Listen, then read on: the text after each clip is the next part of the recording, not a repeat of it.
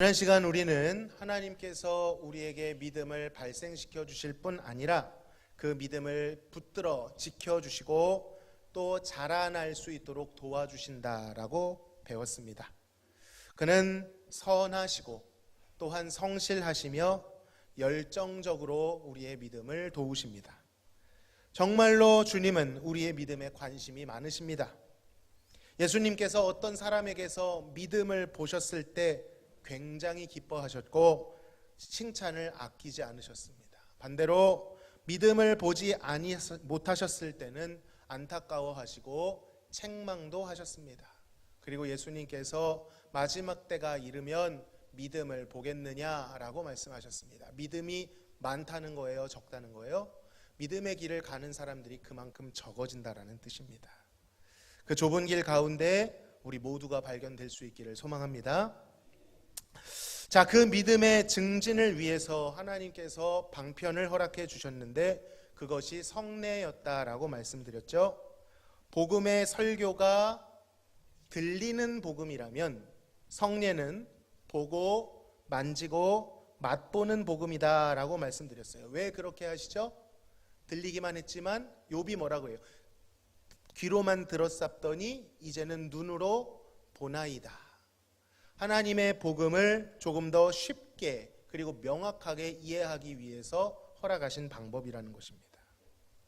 그럼에도 불구하고 보고 느끼고 맛볼 수 있는 것이라고 해서 아무 것이나 다 성례가 될 수는 없다 말씀드렸습니다. 오직 예수님께서 제정하신 것만 성례가 될 수 있는데 그것이 바로 세례와 성찬이다라고 말씀드렸습니다. 먼저 오늘은 세례에 대해서 알아볼 것입니다. 세례는 교회에서 아주 익숙한 예식이죠. 대상자에게 물을 뿌리거나 침례교회에서는 아예 담글 침이죠. 침례를 주기도 합니다. 무엇이 맞는 것이냐? 이것은 다음에 한번 말씀드리겠는데 침례도 좋고 세례도 좋습니다. 장단점이 또 있어요. 그리고 성경에는 그 상황에 따라 물을 뿌리기도 하고 물속에 집어넣기도 했었습니다. 침례만 옳은 것은 아니다라는 것입니다. 자, 중요한 것은 물을 사용하고 있다라는 것입니다. 여러분, 물은 마시기도 합니다만 물에 아주 중요한 용도가 있죠. 뭐예요? 씻는 것입니다. 오늘 다 세수하고 오셨죠? 네. 씻는 거예요. 세례라는 말 자체가 씻는다라는 뜻이에요. 물로 씻는 예식입니다. 우리는 누구나 물로 더러운 곳을 씻으면서 알 수 있습니다. 물로 씻으면 더러운 것이 씻겨진다라는 것을 쉽게 알 수 있죠. 그렇다면 하나님은 이 물로 씻는 것을 통하여 우리에게 어떤 것을 쉽게 이해할 수 있도록 하기 원하셨을까요? 따라 하시겠습니다. 물을 보며 우리의 더러움을 본다. 여러분, 언제 씻습니까? 더러워졌을 때 씻는 것입니다. 씻는다는 것은 우리가 더럽다는 것을 전제하는 것입니다. 깨끗하면 씻을 필요가 없어요. 더러우니까 씻는 것입니다. 세례의 물이 가장 먼저 우리에게 시사하는 바는 우리는 반드시 씻어야만 하는 더러운 사람이라는 사실입니다. 세례는 우리에게 무턱대고 괜찮은 사람입니다 라고 말하지 않습니다. 당신은 사랑받기 위해 태어난 사람, 물론 맞죠. 그런데 정말 그렇습니까? 우리는 늘 사랑만 받을 수밖에 없는 그런 존재인가요? 물론 그 뉘앙스와 맥락을 이해하면 맞는 말이지만 우리가 죄인이요 하나님 앞에 진노를 살 수밖에 없는 사실을 알지 못한 채 무턱대고 사탕발림으로 우리를 축복하고 사랑받기에 태어났다라고 말하는 것은 복음적인 것이 아닙니다. 절대로 성경은 그것을 간과하지 않아요. 오히려 이 세례의 씻음이 우리가 더러운 죄인임을, 완전히 부패하고 오염된 죄인이라는 사실을 직면하게 만듭니다. 그러니까 누가 세례를 진정한 의미에서 받을 수 있어요? 자신이 죄인이라는 사실을 인정하는 자가 세례의 유익을 얻을 수 있는 것입니다. 몇 가지 굵직한 잘못, 내가 이전에 지난 여름에 했던 그 행동, 그 몇 가지 때문에 죄인 되는 게 아닙니다. 남들보다 비교적 잘못 살아서 죄인이 되는 게 아닙니다. 이 죄는 절대적인 죄예요. 우리 존재 자체를, 뿌리 자체를 오염시키고 타락시킨 죄입니다. 그러니까 죄를 많이 지어 죄인이 아니라 죄인이라 죄를 짓는 것입니다. 이 죄는 무시무시하게도 하나님에 대해서 무능하게 만들었고 무지하게 만들었으며 무감각하게 만들어버렸습니다. 더 나아가 그 정도 중립적인 게 아니라 하나님을 마음에 두기 싫어하고 하나님께 화를 내는 상호간의 원수로 만들었습니다. 이러한 심각하고 무서운 죄의 더러움을 직면하지 않고 우리는 세례를 받을 수 없습니다. 그리고 안다고 해도 그 무시무시한 죄의 더러움은 우리 스스로의 힘으로는 도무지 씻을 수가 없어요. 아무리 선행을 많이 한다고 해도, 극적인 노력을 한다고 해도 그 죄는 조금도 상쇄되지 않습니다. 오히려 하나님 앞에 죄만 쌓아갈 뿐인 것이죠. 그러므로 세례는 인간의 가능성을 자랑하는 예식이 아닙니다. 교회 나온 지 이만큼 지났으니 내 그 경력을 인정해주는 자격이 있다라는 자랑스러운 예식이 아닙니다. 오히려 인간의 무능력과 무자격을 인정하는 예식인 것이죠. 거기서부터 복음은 시작됩니다. 복음은 자기 부인으로부터 시작되는 거예요. 여러분, 복음을 여러 가지로 정의할 수 있겠지만 크게 보면 두 가지입니다. 따라하시겠습니다. 복음은 자기 부인과 십자가 부활이다. 양쪽 어떤 축도 무너지게 되면 성립할 수가 없어요.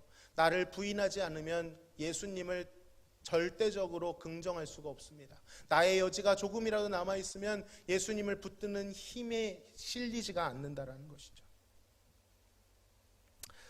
두 번째, 따라하시겠습니다. 물을 보며 보혈의 능력을 본다. 우리가 아무리 해도 안 되는 것이라면 우리에게는 소망이 없죠. 그렇다면 누가 죄인을 씻는다는 것입니까? 누가 씻을 수 있단 말입니까? 성경은 오직 복음으로, 복음의 실체이신 예수 그리스도께서 그분의 보혈로만 씻을 수도 있다라고 말씀합니다. 우리의 주홍 같은 죄를 눈과 같이 희게 하고 진홍같이 붉은 죄를 양털같이 만드시겠다라고 말씀하십니다. 요한일서 1장 7절에서 약속하시죠. 그 아들 예수의 피가 우리를 모든 죄에서 깨끗하게 하실 것이요, 요한계시록 1장 5절은 이렇게 말합니다. 우리를 사랑하사 그의 피로 우리 죄에서 우리를 해방하시고. 여러분, 죄의 저주가 아무리 강력하다 해도, 우리가 지금 경험하고 있는 내 안에 용솟음치는 죄의 욕망이 지금 나를 굴복시키는 것 같다 해도 주님의 보혈의 능력이 그것보다 크다는 것을 믿으시기를 바랍니다. 내 느낌이랑은 상관없어요. 느껴지면 좋지만 내가 그렇게 느끼지 못한다고 해도 이걸 믿어야 됩니다. 그 피의 능력이 나를 건지고 그 죄의 집요함으로부터 해방시켰다라는 것, 그 죄에 깊숙이 박혀 있는 흔적을 깨끗하게 만드실 수 있는 것이 예수 그리스도의 보혈의 능력이라고 성경은 못 받고 있습니다. 그 보혈을 우리가 볼 수 없기 때문에 하나님께서는 그 믿음을 연습하고 학습하고 배워가게 하기 위하여 물을 사용하시는 것입니다. 물은 만져지고 보여지는 씻음의 도구죠. 아무리 예수님의 씻음의 능력이 강력한 것이라고 해도 지금 우리의 눈에 보이지 않잖아요. 그것을 믿음으로만 붙들 수가 있습니다. 그래서 연약한 우리를 도우시기 위하여, 때때로 믿지 못하는 우리를 붙드시기 위하여 보여지고 느껴지는 나의 죄와 본성을 씻는 물로 그것을 떠올리라 라고 말씀하고 계신 것입니다. 아주 쉽고 직관적으로 보여주시는 거예요. 자, 봐. 이 물이 더러움을 씻었지, 너의 몸에 있는 더러움을 씻었지, 분명히 봤지. 이렇게 더러운 것이 네 몸에서 씻겨지는 것처럼 너의 더러운 죄도 예수의 보혈로 씻겨졌단다. 못 믿겠거든. 이 물을 보아라. 이 물이 더러움을 어떻게 씻어내는지를 보아라. 이것을 보고서라도 믿어라 라고 친절하게 가르쳐 주시는 것입니다. 그러므로 우리는 세례를 거행하면서 또 그것을 보면서 우리가 더러운 죄인이었다는 것과 그럼에도 불구하고 그 더러운 죄인을 물로 씻어주시듯이 예수의 보혈로 씻어주셨다라는 것을 확증해야 됩니다. 이것이 물의 세례에 담겨있는 하나님의 친절하고도 선한 의도인 것입니다. 위대한 종교개혁가 마틴 루터는 큰 시험과 유혹에 빠져 있을 때, 의심될 때 유난히 마틴 루터가 죄책감이 많았다고 하죠. 이렇게 외쳤답니다. 나는 세례받은 사람이다. 되뇌었다는 거예요. 자신의 죄가 자신을 짓누를 때, 현실이 짓누를 때, 의심이 찾아올 때 너무나도 명확한 사실, 만져지고 보여지는 물로 내가 세례를 받았다. 내가 이만큼 자격이 되는 사람이다. 그런 뜻이 아닙니다. 복음이 그만큼 확실하다. 나에게 부어진 예수님의 보혈이 그만큼 확실하다라는 것을 이 세례라는 예식을 통해 확증했던 것입니다. 그러므로 우리도 이런 유익을 얻어야 합니다. 우리는 우리의 넘어짐과 연약함을 보고 자주 의심해요. 매일 믿습니다만 때때로 찾아오는 우리의 연약함, 유혹, 넘어짐, 범죄함, 상황, 이런 것들이 우리의 감정을 건들면서 주님의 약속을 뿌예 보이게 만듭니다. 마치 달이 연못에 떠 있을 때 바람만 불어도 연못이 그 비춰진 상이 왔다 갔다 하는 것처럼 하나님도 그럴 것이라고 생각해요. 이때를 놓치지 않고 원수 마귀는 우리에게 부정적인 감정을 불어넣습니다. 여러분, 감정을 다 믿으시면 안 돼요. 원수가 넣는 감정이 있어요. 주님으로부터 그것을 인하여 숨게 되고 쭈뼛대게 되고 아버지를 아버지라 부르지 못하고 위축되게 만듭니다. 하나님이 가장 가슴 아파하시는 게 뭔지 아십니까? 우리가 범죄한 것도 가슴 아파하시지만 우리를 용서했는데 그 용서를 믿지 못하고 여전히 죄책감 가운데 무거운 삶을 사는 사람들을 대단히 안타까워하십니다. 하나님을 누리지 못하게 하는 그 죄를 가장 미워하신다는 것이죠. 그때 세례가 우리에게 유익이 될 수 있습니다. 물이 더러움을 씻었듯이 나의 죄가 확실히 씻겨졌음을 바라보고 믿으시기를 바랍니다. 정말 잘 모르시겠거든 주방에 가셔서 이렇게 잉크를 묻히시고 물로 이렇게 한번 해보세요. 지워지네? 하나님이 그렇게 말씀하시는 거예요. 그것처럼 너희의 죄를 씻었다. 이걸 믿으라는 것입니다. 보이지 않는 복음의 말씀을 우리 눈앞에 전시해주는 세례의 유익이 있다는 것입니다. 세 번째로 따라하시겠습니다. 세례는 죽음과 새 생명을 보여준다. 세례는 죄사함에서만 그치지 않습니다. 바울은 로마서 6장에서 이 세례를 그리스도와 합하여진 것이다 라고 말씀합니다. 그리스도와 함께 죽었고 그리스도와 함께 장사되었으며 장례식을 같이 했다는 거예요. 고인 이름에 예수님은 부활하셨지만 장사가 장례잖아요. 그 장례식에 예수님 이름과 우리 이름이 같이 올라갔다는 거예요. 더 나아가 그리스도와 함께 살았는데 누구의 생명으로요? 나의 생명이 아닌 예수님의 생명으로 새롭게 살아났다라고 선언합니다. 특히 바울은 세례를 홍해에 비유해서 언급하는데 굉장히 인상적입니다. 고린도전서 10장 1절에서 2절 같이 읽습니다. 시작. 우리 조상들이 모세에게 속하여 바다에게 세례를 받고 라고 되어 있습니다. 홍해를 건넌 것이 세례를 받은 것이라는 거예요. 그것이 어떻게 세례가 될까요? 홍해를 언제 만났습니까? 하나님께서 10가지 재앙을 내리시고 그 출애굽을 이루신 뒤에 앞에는 홍해, 뒤에는 여전히 놓아주지 않는 애굽의 왕 바로의 추격대가 있었을 때 홍해의 기적을 경험하게 되었어요. 그러니까 이스라엘 백성이 홍해에 들어가기 전까지는 누구의 지배를 받고 있는 거예요? 애굽의 바로가 아직 놔준 상태가 아니잖아요. 끝까지 물고 늘어지잖아요. 그들은 홍해 이전에는 애굽의 종이었습니다. 그러나 그 홍해를 건nom과 동시에 이스라엘 백성들은 마른 땅을 건넜지만 그 바다 한가운데에서 그들을 추격하던 바로와 그의 군대들은 어떻게 되었어요? 물이 다시 덮여 그곳에서 죽게 되었던 것입니다. 그러므로 그 홍해에서 원수가 죽었으므로 우리를 얽어매던 우리의 우리의 주인, 그 소속이 변했다라는 거예요. 여러분, 이것은 정말로 확실한 일입니다. 이스라엘 백성들은 죽음의 바다를 건넌 거예요. 성경은 바다를 매우 많은 경우에 죽음에 비유합니다. 그 검은 넘실거리는 바다의 이미지로 묘사를 많이 해요. 그런데 그 홍해 바다에서 애굽의 바로가 죽었으므로 그들을 400년 동안 압제하고 끝까지 물고 늘어지는 그 원수가 죽었으므로 더 이상 이스라엘 백성들은 애굽의 종이 아니었습니다. 그리고 그들도 죽었어야 했는데 그 땅을 죽지 않고 살아서 다시금 나오게 되니 이들은 누구의 소속으로 변하게 된 거예요? 더 이상 애굽 바로의 소속이 아닌 하나님의 백성으로 다시 태어나게 된 것입니다. 홍해에서 바로의 권세가 다 처단되고 바다를 통과하니 하나님의 생명이 그들을 붙들게 된 것입니다. 그것은 이전에 그들이 익숙했던 애굽에서의 삶, 죽음의 권세와 이별했다라는 뜻이에요. 결별했다는 것입니다. 옛 주인에게서 자유케 되었다라는 뜻입니다. 더 이상 그들은 애굽으로 돌아가지 않아도 됩니다. 이제는 종이 아니라 자유인으로 살게 되었어요.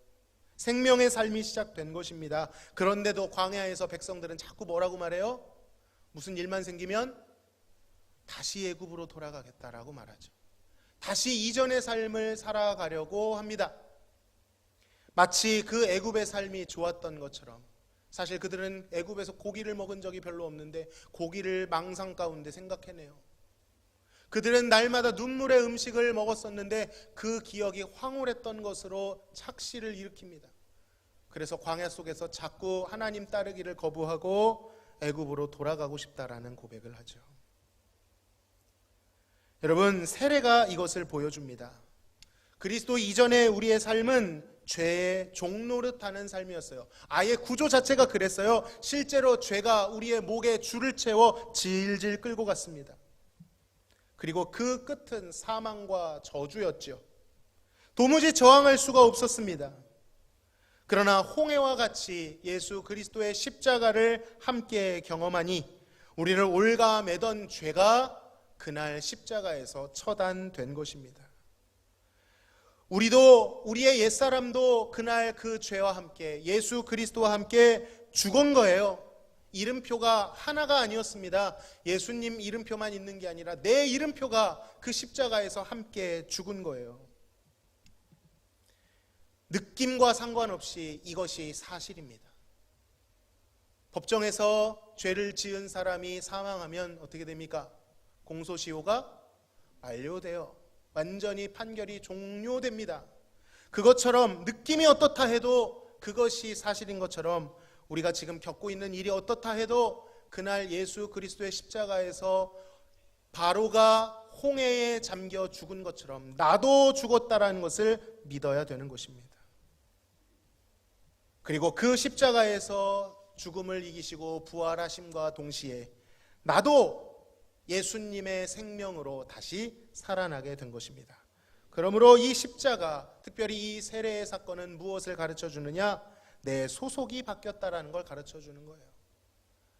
내가 더 이상 죽음과 저주에 속한 사람이 아니라 예수 그리스도의 생명에 속한 사람이다. 나의 결국이 저 죄가, 저 바로가 빠진 홍해와 같은 저주에 빠지는 것이 아니라 지금 당장은 어려움이 있을지라도 결국 하나님은 그 모든 것을 합력하여 선을 이루고 우리에게 구원을 주실 것이라는 것을 믿는다는 고백인 것입니다. 꼭 믿으시기 바랍니다. 그리스도가 부활하심으로 우리도 다시 살았습니다. 이런 것을 좀 잘 드러내기 위해서는 침례 방식도 한번 해보는 게 좋은 것 같아요. 예전에 선교지에 갔더니 물에 빠지는 걸 한번 이제 세례식을 그렇게 하는 거예요. 장로교인데도 불구하고 무슨 유익이 있습니까? 내가 죽었다라는 게 이렇게 물 몇 방울 뿌리는 것보다 푹 들어갔다 나오면 내가 죽고 살았다. 이게 좀 더 극적이잖아요. 한 번쯤은 경험해볼 쉽진 않겠지만 유익도 있을 것 같습니다. 그러므로 여러분 삶에 무엇을 경험한다 하더라도 죄의 운명으로 돌아갈 수 없다는 것을 기억하십시오. 원수가 어떤 상황을 통해서라도 여러분을 저주로 끌고 갈 수 없다는 것을 기억하십시오. 그래 보여도, 저주 같아 보여도 그런 일들이 두세 번 일어나면 우리는 자꾸 그렇게 상상해요. 아, 이게 저주구나. 아, 하나님이 표정이 바뀌었구나, 마음이 바뀌었구나. 그게 아니라는 것을 생각하셔야 됩니다. 마치 확실한 물이 우리에게 뿌려지는 것처럼, 물속에 들어가는 것처럼 이 복음은 우리를 다시 살렸다라는 것을 기억하시기를 소망합니다. 그것이 주님의 뜻이에요. 로마서 6장 6절에서 이렇게 말씀합니다. 같이 읽습니다. 우리의 옛 사람이 예수와 함께 십자가에 못 박힌 것은 죄의 몸이 죽어 다시는 우리가 죄에게 종노릇하지 아니하려 함이니. 아멘. 세례의 유익을 믿는 사람들은 죄책감에 빠지지 않습니다. 더 이상 나의 인생을 비참하다고 말하지 않아요. 동시에 내 소속이 하나님께 속해 있기 때문에 다시 그 돼지와 개가 누웠던 토해낸 그 자리로 돌아가지 않습니다. 다시 애굽으로 돌아가지 않아요. 다시 내 주인이 죄와 저주인 것처럼 살아가지 않아요. 저항은 있습니다. 여전히 우리의 몸은 끌어당겨요. 넘어지기도 합니다. 그 넘어짐이 반복되기도 해요. 그러나 믿음을 가지고 있을진데 반드시 복음으로 돌아와 돌이키고 마음에 애통하는 마음으로, 주님 뜻대로 살고 싶지만 사라지지 않는 그 애통하는 마음으로, 가난한 마음으로 하나님의 도우심을 요청하게 될 줄로 믿습니다. 이것을 이용해서 나는 아무렇게나 살아도 된다, 그것은 구원에 대해서 애초에 잘못 접근하고 있는 것이죠. 주님께서 우리를 종노릇하지 않기 위해 이 모든 일을 행해 주시고 쉽게 이해할 수 있도록 이렇게 자세히 알려주셨는데 여전히 죄의 종인 것처럼 인식하고 살아간다면 얼마나 안타까운 일입니까? 그러므로 세례를 통해 하나님이 허락하신 위로와 확신을 누리시기를 소망합니다. 연약한 믿음을 붙드시고 굳게 세우시기를 바랍니다. 정말 그래도 모르겠다면 세례를 통해 흐르는, 눈에 보이고 느껴지는 그 물을 통해서라도 묵상해 보시기를 바랍니다. 그 물이 우리의 더러움을 씻은 것처럼, 느껴지고 보여지는 것처럼 그리스도의 보혈이 우리의 모든 죄를 씻었다는 것을 굳게 믿고 힘을 내시기를 간절히 소망합니다. 같이 한번 우리 찬양하고 하나님 앞에 기도하도록 하겠습니다. 나의 마음을 정결케 하소서.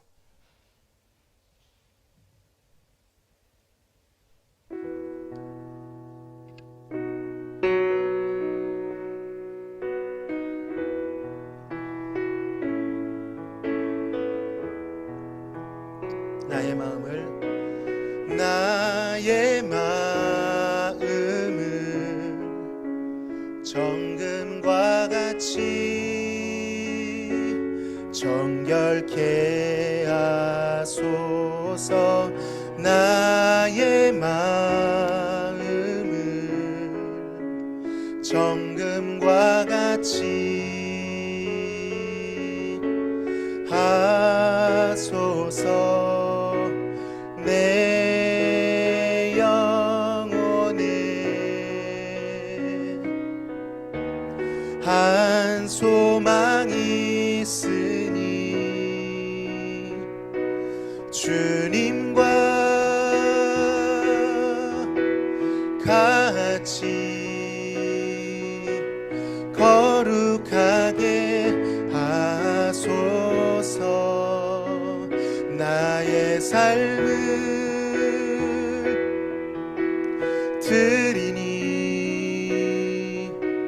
거룩하게 하소서. 오 주님, 나를 받으소서.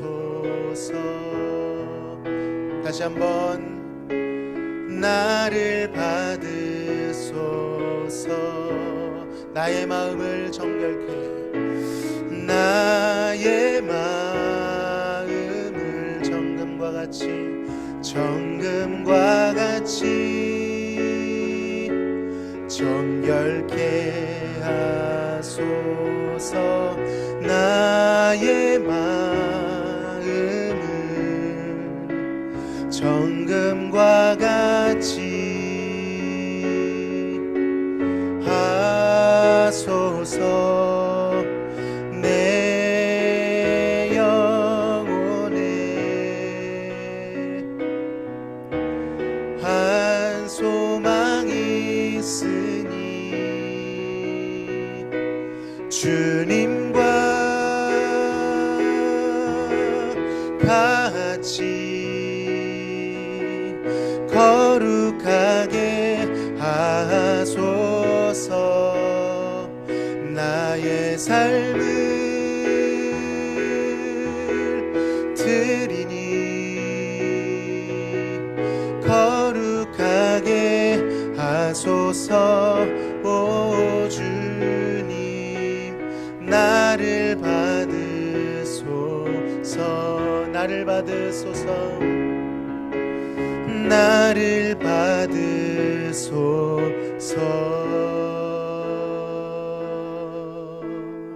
우리 시간 같이 한번 기도합시다. 여러분, 우리의 마음이 정금케 된다는 것은 더 이상 나쁜 생각이 안 들고 정신을 통일해서 좋은 생각만 하고 좋은 행동만 하고 그 정도의 것이 아닙니다. 우리가 생각을 잘 다스려서 해탈에 이르는 그런 것이 아닙니다. 정금은 내가 섞이지 않은 거예요. 나는 죽었고 십자가에서 죽었고 오직 예수님이 내 안에 사신다라는 것을 믿는 것입니다. 정금같이 되는 것은 주님같이 되는 거예요. 그것이 복음이 우리를 이끄는 방향입니다. 성경은 이것을 믿으라고 말씀하십니다. 예수님이 이루어 놓으신 이 놀라운 일이 우리를 살렸다. 그것이 싱거운 것처럼 느껴지지만 그렇지 않습니다. 그것을 믿는 자에게 부어지는 하나님의 영광스러움과 부요함이 있어요. 세례를 통하여 우리는 그것을 배워야 됩니다.